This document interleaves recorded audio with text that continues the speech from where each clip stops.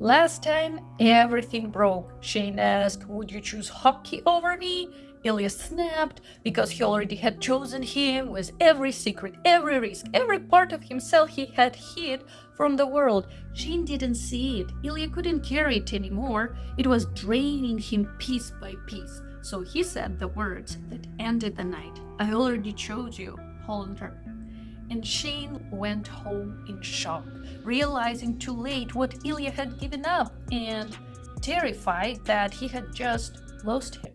This is what happened after the fight, when love was still there, but understanding was missing. After the fight, in a sleepless night, still without a chance to talk to each other, Ilya went to therapy and said it wasn't helping. He felt worse than before. He hadn't talked to Shane yet. He didn't know what to say. He wanted to talk to his therapist first. So when the therapist asked if he had ever told Shane he had given up so much for him, Ilya got angry again, that Shane doesn't understand anything, and he asked if Ilya would choose him over hockey. Ilya couldn't believe he had even asked that. But the therapist calmly asked what made him ask that. And then Ilya admitted something harder. He asked Shane this question first. And therapist, eyebrows raised, said, "And why did you ask him?" Well, deep inside, Ilya realized why. Because his feelings were hurt, because he didn't know how to say what he needed. He wasn't ready to go public himself, but some days he felt like he would scream or die if he had to keep this secret any longer. And Shane didn't know, because Ilya had never told him. And then Ilya said they probably wouldn't see each other soon because of their busy schedules, and that he was scared he ruined everything. No matter what, he didn't want to lose Shane. The therapist said what Ilya didn't want to hear, that they need a real conversation that's not about hockey or parties, but it's about fear and love and about what this was costing them. Funny moment. She said this and looked at Ilya silently. So he joked like, "Oh, would you pretend to be Shane so I can practice what to say?" Well, he actually did practice before the phone call with Shane. Later that day, when Shane was on his way to the arena, Ilya called. They FaceTimed. Both looked wrecked after the sleepless night. Ilya apologized for insisting on the party, for the anger, for making Shane leave. He admitted it was unreasonable, and in some way it was. Shane apologized too for being such an jerk to Ilya because he hadn't appreciated what Ilya had given up. Ilya said he would give up more. Literally, he said, "I would give up more, anything for you." Shane said he didn't want him to. And then Ilya overcame his fear. He said that he was seeing therapist for months. Shane was glad, but at the same time hurt. He was glad that Ilya had helped, but hurt that he hadn't been the one Ilya felt safe talking to. He couldn't disguise the hurt in his voice. He was just mad at himself for not being a better listener, so Ilya couldn't open up to him. They both apologized again, and for a moment it was okay, until life tested them. So, a week later, Ilya's team started winning, and he loves his team, great people, great coach. For the first time in a long time, Ilya was actually in a good mood. He felt lighter, hopeful. He was on the plane to the next game when it suddenly dipped. People at first laughed, no one taking it seriously. Ilya was on his phone, checking Shane's score. Shane was playing a game at that time. They hadn't talked much since their call a week ago. Ilya missed him, but also thought the space from each other was good. They would talk, like really talk, when they see each other. He also thought what actually need to be said is that he loved him. He knew that.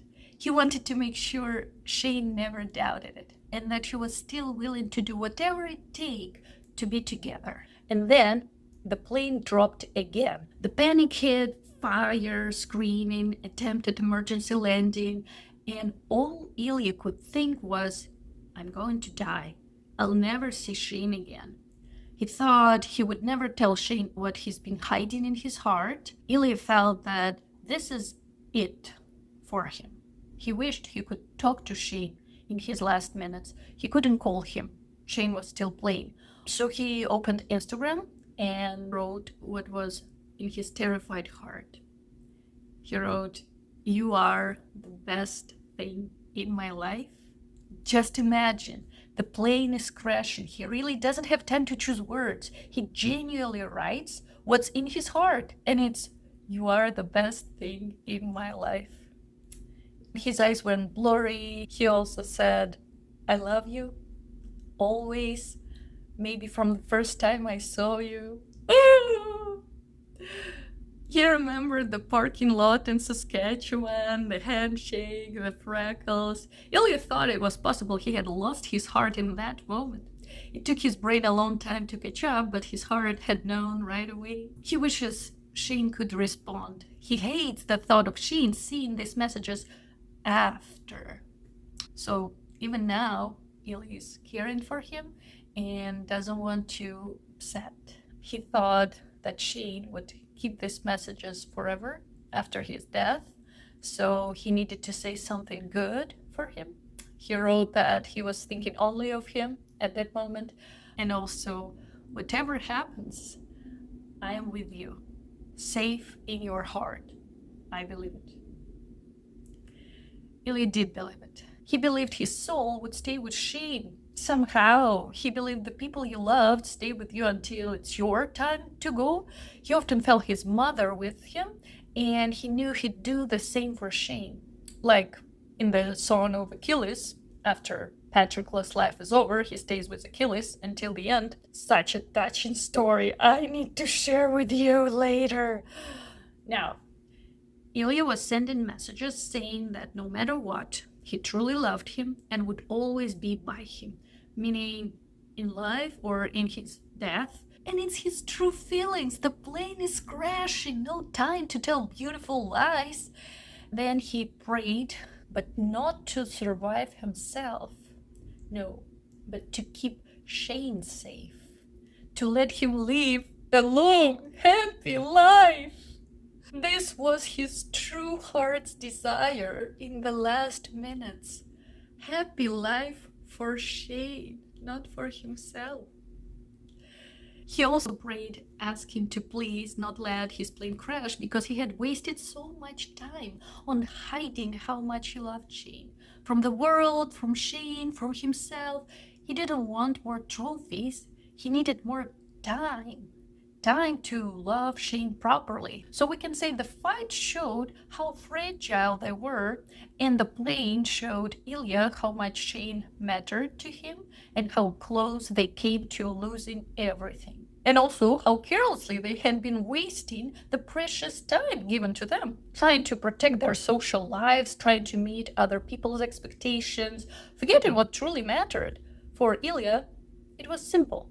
Just be together. And maybe that's the lesson hiding inside the story, that you never know how much time you have, you never know which goodbye is the last, or which moment is the one you don't get back. Ilya almost lost the chance to say what mattered most. And if the plane had gone down, Shane would have learned the truth only after it was too late to answer it.